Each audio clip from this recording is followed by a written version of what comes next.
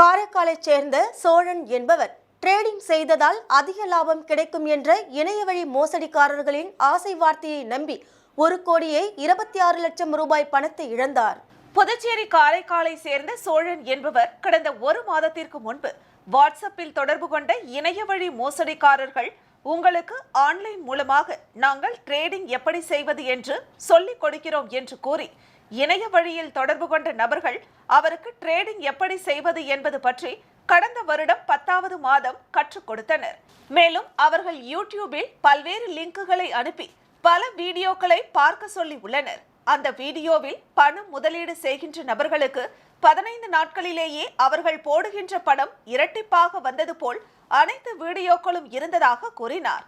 மேலும் ட்ரேடிங் செய்வது தொடர்பாக சில நபர்கள் அவருக்கு ஆன்லைன் மூலமாக சொல்லிக் கொடுக்கும் பொழுது அவருக்கு நிறைய லாபம் வருவது போல் காட்டியிருக்கின்றனர். அதை நம்பிய அவர்கள் போலியாக உருவாக்கி அனுப்பிய ட்ரேடிங் வெப்சைட்டில் 1,26,00,000 ரூபாய் பணத்தை செலுத்திய பிறகு கடந்த 2 மாதங்களாக எந்த லாபமும் அவருக்கு வரவில்லை. அதனால் தான் ஏமாற்றப்பட்டதை உணர்ந்த அவர் புதுச்சேரி இணையவழி காவல் நிலையத்தில் புகார் அளித்துள்ளார்.